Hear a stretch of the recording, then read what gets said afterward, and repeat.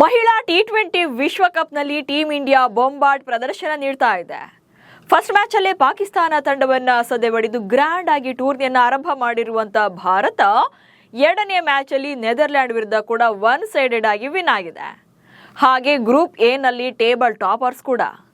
ಈ ಸಲ ಟಿ20 ವಿಶ್ವಕಪ್ನಲ್ಲಿ ಚೊಚ್ಚಲ ಕಪ್ ಎತ್ತಿ ಹಿಡಿತಾರೆ ಎನ್ನುವಾಗಲೇ ಸ್ಟಾರ್ ಆಲ್ರೌಂಡರ್ ಶ್ರೇಯಾಂಕ ಪಾಟೀಲ್ ಟೂರ್ನಿಯಿಂದಲೇ ಹೊರಬೀಳುವಂತ ಆತಂಕ ಎದುರಾಗಿದೆ. ಹಾಗಾದ್ರೆ ಟಿ20 ವಿಶ್ವಕಪ್ನ ಮಿಸ್ ಮಾಡ್ಕೊಳ್ತಾರಾ ಟಗರು ಪುಟ್ಟಿ? ಆಂಕಲ್ ಟ್ವಿಸ್ಟ್ ಎಷ್ಟು ಡೇಂಜರಸ್? ಯಾರು ರಿಪ್ಲೇಸ್ ಆಗ್ತಾರೆ? ಈ ಬಗ್ಗೆ ಹೇಳ್ತೇನೆ. ನಾನು ಶಾಂತ. ನೀವು ಸುದ್ದಿಯಾನದ ಸಬ್ಸ್ಕ್ರೈಬರ್ ಆಗೋದಕ್ಕೆ ಮರಿಬೇಡಿ. ಇಂಗ್ಲೆಂಡ್ನಲ್ಲಿ ನಡೀತಾ ಇರುವಂತಹ 2026ರ ಮಹಿಳಾ ಟಿ20 ವಿಶ್ವಕಪ್ನಲ್ಲಿ ಭಾರತದ ಪ್ರದರ್ಶನ ತುಂಬಾನೇ ಚೆನ್ನಾಗಿದೆ. ಪ್ರಸ್ತುತ ಟೂರ್ನಿಯಲ್ಲಿ 2 ಪಂದ್ಯಗಳನ್ನಾಡಿದ್ದು 2ರಲ್ಲೂ ಕೂಡ ಒನ್ ಸೈಡೆಡ್ ಗೆಲುವು ಬಂದಿದೆ. ವಿಶ್ವಕಪ್ನಲ್ಲಿ ಈ ಜರ್ನಿ ಹೀಗೆ ಕಂಟಿನ್ಯೂ ಆಗುತ್ತೆ ಅನ್ನುವಾಗಲೇ ಕನ್ನಡತಿ ಶ್ರೇಯಾಂಕ ಪಾಟೀಲ್ ಗಂಭೀರವಾಗಿ ಗಾಯಗೊಂಡಿದ್ದಾರೆ. ಇದೇ ಇಂಜುರಿಯೇ ವಿಶ್ವಕಪ್ ಕನಸನ್ನೇ ಕಸಿದುಕೊಳ್ಳುವಂತ ಆತಂಕ ತಂದಿದೆ. ಫೀಲ್ಡಿಂಗ್ ವೇಳೆ ಇಂಜುರಿ, ನಡೆಯಲು ಸಾಧ್ಯವಾಗದೆ ಕಣ್ಣೀರು. ಲೀಡ್ಸ್ನ ಹೆಡಿಂಗ್ಲಿಯಲ್ಲಿ ಬುಧವಾರ ನಡೆದಂತಹ ಗ್ರೂಪ್ ಎ ಪಂದ್ಯದಲ್ಲಿ ಮೊದಲು ಬ್ಯಾಟಿಂಗ್ ಮಾಡಿದಂತ ಭಾರತ 5 ವಿಕೆಟ್ ಅನ್ನ ಕಳ್ಕೊಂಡು 209 ರನ್ಗಳನ್ನು ಕಲೆ ಹಾಕಿತ್ತು. ಇದು ಪಂದ್ಯಾವಳಿಯ ಇತಿಹಾಸದಲ್ಲೇ ಭಾರತದ ಅತ್ಯಧಿಕ ಮೊತ್ತ. ಈ ಟಾರ್ಗೆಟ್ ಅನ್ನ ಬೆನ್ನಟ್ಟಿದಂತ ನೆದರ್ಲ್ಯಾಂಡ್ ತಂಡ 114 ರನ್ಗಳಿಗೆ ಆಲ್ಔಟ್ ಆಯಿತು, ಹಾಗೆ ಸೋಲೊಪ್ಪಿಕೊಳ್ತು. ಭಾರತ ಈ ಪಂದ್ಯವನ್ನ 95 ರನ್ಗಳ ಅಂತರದಿಂದ ಗೆದ್ದಿದೆ.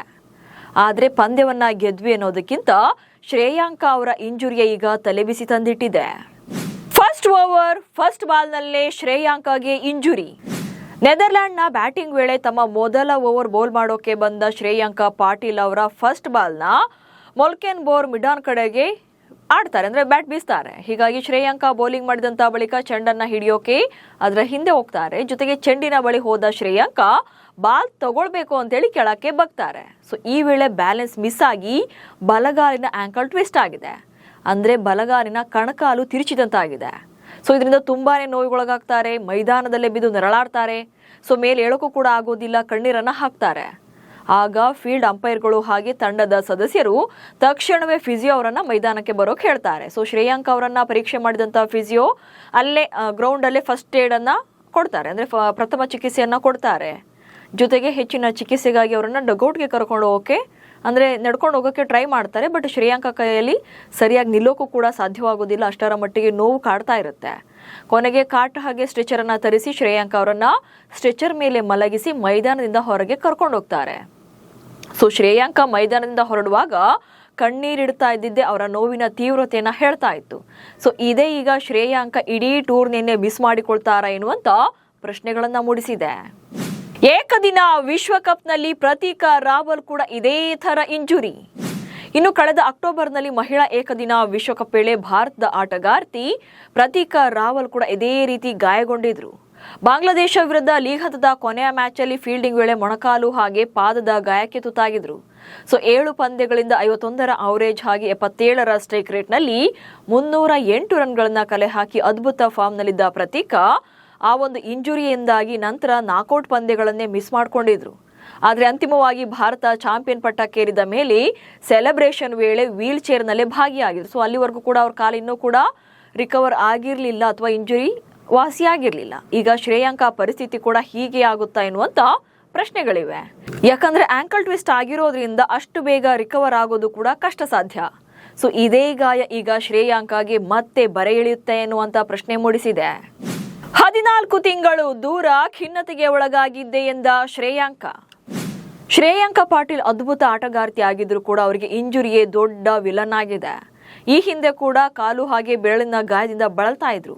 ತಂಡದ ಪ್ರಮುಖ ಸ್ಪಿನ್ನರ್ ಆಗಿರುವಂತಹ ಶ್ರೇಯಾಂಕ 2024ರ ಏಷ್ಯಾ ಕಪ್ ಟೈಮಲ್ಲಿ ಗಂಭೀರವಾಗಿ ಗಾಯಗೊಂಡಿದ್ರು.